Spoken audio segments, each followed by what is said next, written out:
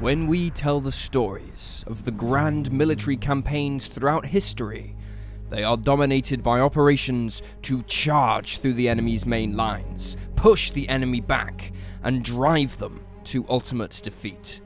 However, another form of attack has long been a staple of military campaigns, but it doesn't seek to hold territory it captures.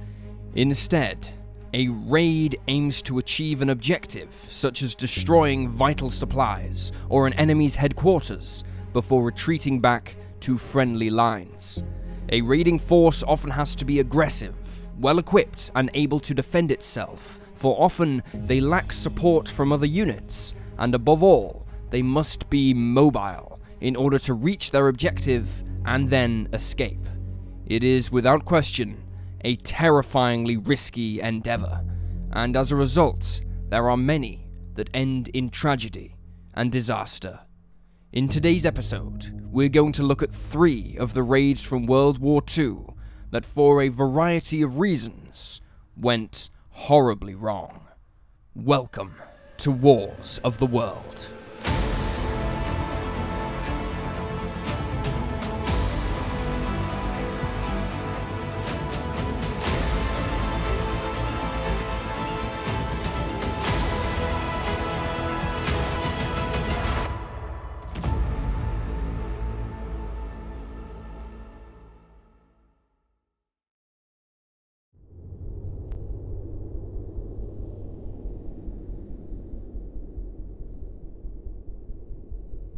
After his invasion of Poland and the subsequent declaration of war by Britain and France, Hitler knew that eventually his forces were going to have to strike west.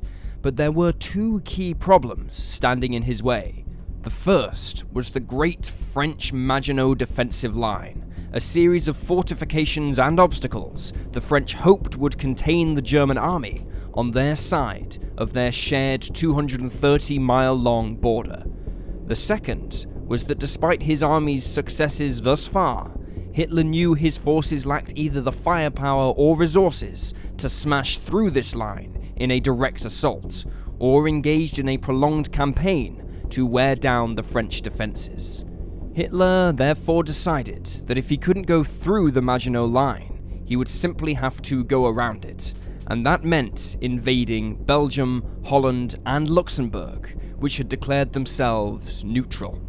Unlike the military juggernauts of Britain and France, Hitler expected to sweep these countries aside quickly, allowing his troops to bypass the Maginot Line and flood into France, taking key objectives and strangling supply lines, thus forcing the French army to surrender. It would also provide him with airfields from which he could strike Britain. However, Hitler was also reminded that the Kaiser had undertaken a similar tactic in World War I, and that ended with the Western Front getting bogged down in an almost completely static trench war. He knew that his forces had to act quickly and decisively, lest he risk drawing in more forces against him, forcing Germany into a war of attrition that she could not win. To help speed the victory in the so-called Low Countries, the German commanders concocted a bold plan to force Holland to surrender within a single day. They employed the tactic of cutting off the snake's head so that the body would die. They were going to use paratroopers to swoop down on The Hague and capture the Dutch Queen Wilhelmina and her army's commander-in-chief, Henry Winkelmann, and force them to surrender, thus allowing German forces to swoop south into Belgium and then France, without Dutch opposition. The invasion of Holland by German forces on Friday, May 10th, 1940, saw a then unprecedented use of airborne troops, some 12,000 being parachuted in. Prior to the opening of the assault, a force of German aircraft flew over Holland and out to the North Sea. The hope was that this would convince the Dutch forces that the aircraft were on a bombing mission against Great Britain, so they would be caught off guard when they turned back and attacked from the north. However, this was not the case. Instead, the aircraft sent alarm throughout Holland, and people quickly rushed to shelters, or in some cases, took up arms to defend their homes, while the army quickly mobilized. The German aircraft bombed Dutch army barracks and airfields around The Hague in preparation for the airborne assault to capture Queen Wilhelmina. Shortly after 415 hours, as first light was breaking up the night sky, German paratroopers landed on the very airfields where, just moments before, their bombs had fallen. However, they still encountered extremely heavy Dutch resistance from the moment they landed. While the Germans were eventually able to capture the airfields and use them to fly in some of their heavier equipment they needed to take The Hague, the airfield Valkenburg was left in such poor condition that it was unusable, forcing the Germans to land in nearby fields and a nearby beach, at which point the Dutch Navy began shelling them. However, hopes for a German breakout from the airfields were soon dashed, as Dutch forces launched a counterattack, including air raids being carried out by a handful of Dutch Air Force Fokker TV twin-engined bombers. Outnumbered, and at times having to rely on Dutch weapons as they expended their own supplies of ammunition, the German paratroopers were slowly forced to give up the airfields, and they began fighting a retreat as they broke up into disorganized groups and fled into the nearby woods, hoping to link up with their main invasion force. Figures for the Germans put their losses at up to 400 killed and 1,750 captured, out of a total force in the region of 3,000. For the Dutch, it was a story of triumph in an otherwise tragic tale. On the main front lines, the Germans were forcing the Dutch to give up town after town as they advanced. Then, on May 14th, the German Air Force, the Luftwaffe, devastated the city of Rotterdam with an air raid that killed over 900 people and left up to 85,000 homeless. To prevent further suffering amongst their people, the Dutch surrendered that afternoon, and Queen Wilhelmina fled to Britain, where she formed a government in exile to organize Dutch resistance.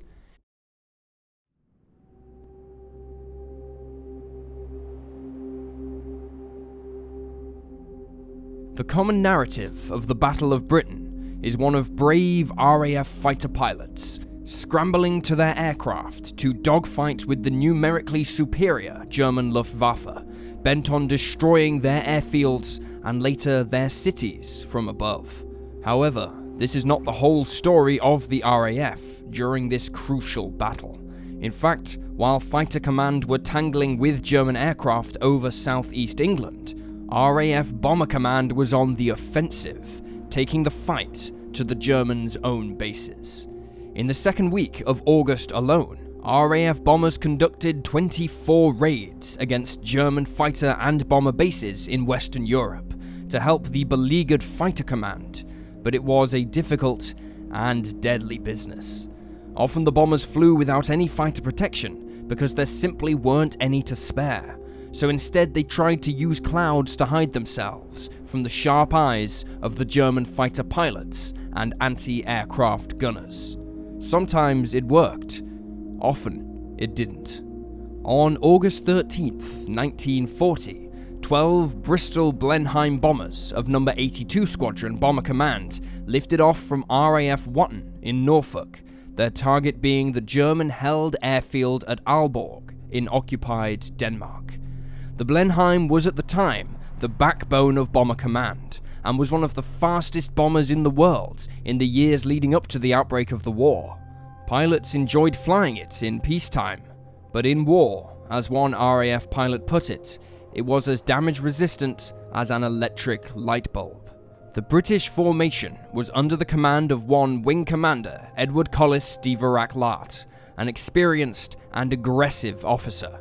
In order to attack Aalborg, the Blenheims would be flying to the very limits of their range, but as the formation approached the Danish coast, for one of the bombers, the numbers regarding fuel and their predicted range were not adding up. Realizing that the bomber was burning fuel faster than it should have been, Lart ordered its pilots to return to base. It later transpired that the pilot got his fuel-air mixture wrong, hence the higher than expected fuel consumption.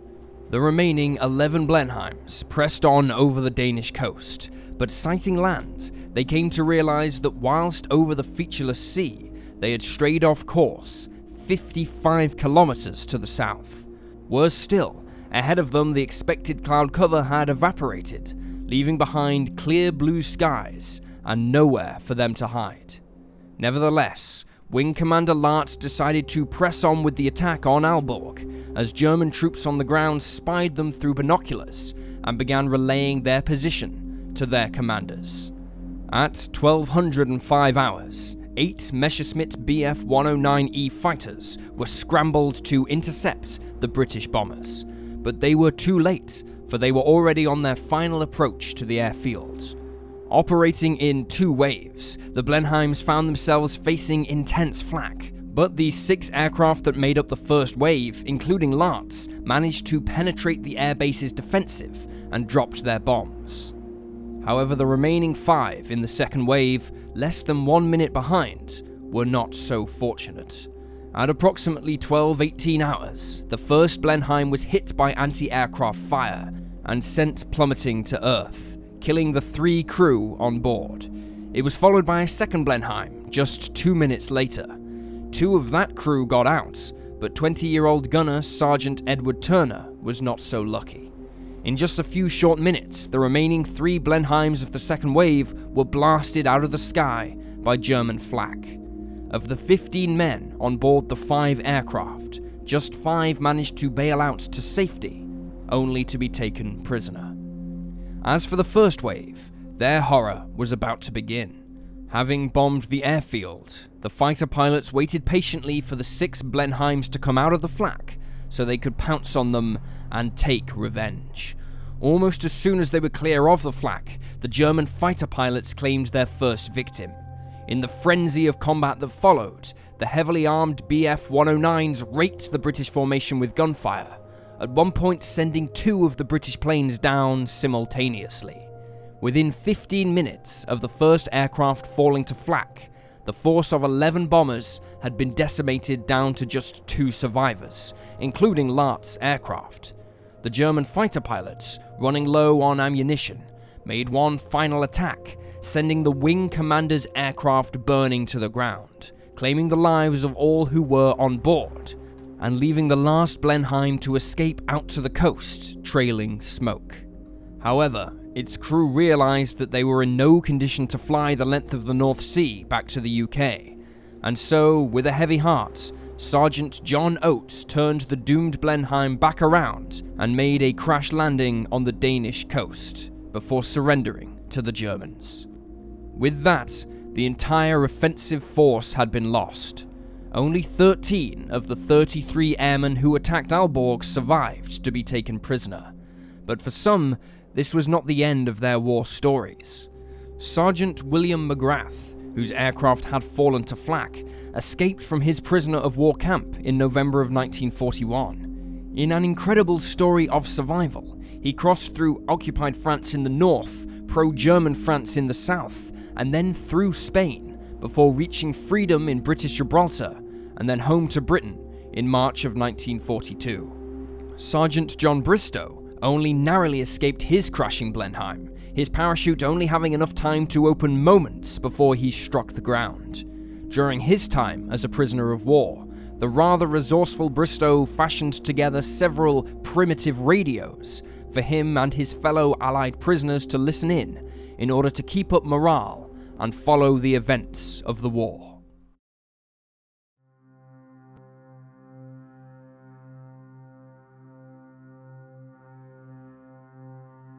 There was probably only one man in 1941 that the British wanted to kill more than Hitler, and that was Field Marshal Erwin Rommel, known universally as the Desert Fox. The North African campaign began with Italy's Benito Mussolini looking to take advantage of Britain's impending collapse by launching an invasion of Egypt, which was at the time under British rule. Yet despite his forces at times possessing a 10-to-1 numerical advantage, British Commonwealth troops totally outclassed the Italian army, and soon they were on the offensive into Italian-held Libya. Mussolini cried out for help from Hitler, and so the Führer created the German army's Afrika Korps, under the command of Rommel. The Afrika Korps' influence was felt immediately. British Commonwealth troops soon found themselves in full retreat across North Africa, as Rommel appeared unstoppable. Being the face of their enemy, a mythos developed amongst the British Commonwealth troops surrounding Rommel that he was the ultimate tactician, and he simply could not be stopped.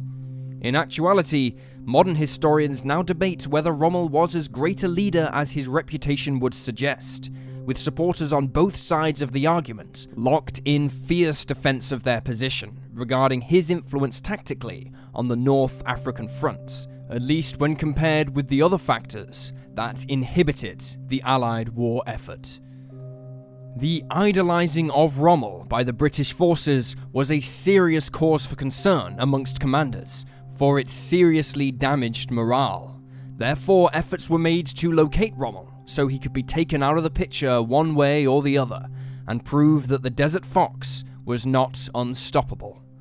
These efforts took on greater importance towards the end of 1941, when the British 8th Army prepared for a major counter-offensive against the Germans and Italians under the banner of Operation Crusader. The operation had two major objectives. The first was to defeat Rommel's vaunted tank forces in Libya. They could then move on and lift the siege of Tobruk, where the British Commonwealth forces had been holding out since April. Prime Minister Winston Churchill had high hopes for the plan, but the troops were all too aware that a previous operation in June, dubbed Operation Battle Axe, had failed to achieve its goals. The British command knew that to give the operation the best chance of success, it would have to neutralize Rommel. In doing so, they would not only disrupt the Axis chain of command, seriously inhibiting their ability to respond to the British attack, but it would finally crush the growing belief of the Desert Fox's invulnerability. Thus, on the eve of Crusader, they authorized a separate operation, dubbed Flipper, which aimed to kill Rommel at his headquarters in Sidi Rafah. On November 10th, 1941, 59 men, mostly from the No. 11 Scottish Commando, squeezed into the narrow confines of two British submarines, HMS Torbay and HMS Talisman, at the Egyptian port of Alexandria. They were under the command of the tough Colonel Robert Laycock, who had formed a special military unit for just this sort of behind-the-enemy lines operation, known universally as the Lay Force. His second-in-command was an aggressive acting Lieutenant Colonel Geoffrey Keyes, who at 24 years old was the youngest officer in the British Army to hold such a rank. He was also the son of Admiral Sir Roger Keyes, the first director of Britain's Combined Operation Headquarters, who organised commando raids across Europe and North Africa. On the evening of November 14th, the two submarines approached the enemy-occupied Libyan coast, and the men, along with their equipment, began disembarking. Waiting for them was an advanced team of guides who had parachuted in the day before and were to lead them inland. However, from here, things began to go wrong. The coastline was battered by a squall, and despite a Herculean effort by the submarine crews and the commandos, only 36 men of the total force were able to get ashore before the submarines were forced to head back out to sea. Assessing the situation, Laycock was forced to make changes to the original plan. Those who made it ashore would be split into 3 teams. Laycock commanded the first team, and it was to be his task to secure the landing area and keep their escape route open. Another team was formed under the command of Lieutenant Roy Cook, whose job it was to sabotage communications, to spread confusion amongst the regional Axis forces. Finally, Keyes would lead a detachment of 25 men, who would storm Rommel's headquarters and kill the commander of the Africa Corps. On November 15th, 1941, the men set out on a grueling 2-day walk across the Libyan desert to their objective, before finally, at midnight on November 17th, Keyes was ready to make his move. Spotting the villa, which acted as Rommel's HQ, he and 2 other men, Captain Robin Campbell and Sergeant Jack Terry, walked up to the front of the house and knocked on the door. Campbell spoke in German to the sentry inside, who opened the door and was immediately rushed by the British Special Forces soldiers. However, the German put up a fierce resistance, forcing Campbell to shoot him. The noise of the shot alerted the occupants of the building, who scrambled to take up arms against the British raiding party that was now storming the villa. The British troops began their search, and within seconds, Keyes charged into a room where he was confronted by the sight of at least 10 German soldiers arming themselves. One of them had succeeded in loading his weapon and took aim at the young lieutenant colonel, wounding him. Campbell and Terry hurled grenades into the room before pulling Keyes clear, but there was nothing they could do for him, and he died on the grounds of Rommel's villa. The gun battle that followed was brutal, during which Campbell, who was now in command, was hit in the leg and unable to walk. Realizing the game was up, he ordered Terry to round up the remainder of their team and make their escape back to Laycock, leaving him behind to be captured. The remaining British troops disappeared into the night, but their ordeal was far from over.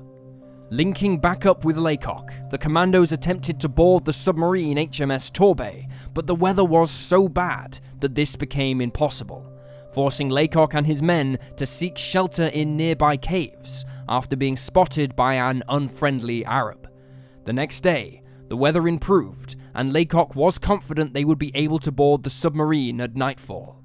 He ordered his men to take up defensive positions around the rendezvous point, an instruction that would prove prudent when they soon began spotting German and Italian troops closing in on their position. As heartbreaking as it must have been for the British commandos, knowing how close they were to retrieval, Laycock knew they could not hold off such a large enemy force, and so he gave orders for them to break up into small groups and scatter into the local hills. Laycock himself joined up with Sergeant Terry, and the two men would spend a truly punishing 41 days, avoiding Axis troops and foraging for food and water, before finally rejoining British forces on Christmas Day. There he learned the terrible truth about what the raid had cost. Of the entire 36-man force put ashore, he and Terry were the only ones to have made it back to British lines. The remaining commandos had all been captured, and 2 had been killed, including Keyes. The final tragedy of the attack was that while 3 German colonels had been killed at the villa, Rommel was unscathed because he wasn't even there in the first place. He had in fact been in Rome for a meeting a few days earlier and was scheduled to have flown back, but poor weather again played its part, delaying his flight and sparing him the drama that unfolded that night at his headquarters. Upon his return, inspired by Keyes' courage, he ordered the British officer be buried with full military honours, even having his own chaplain perform the ritual, which was photographed and the pictures sent back to his family with a letter of respect from the man he had tried so bravely to kill. And there you have 3 World War II raids that went horribly wrong. Please leave a comment down below with your own thoughts and reactions, and remember to like this video and subscribe to support the channel. Thank you for watching, and I'll see you next time.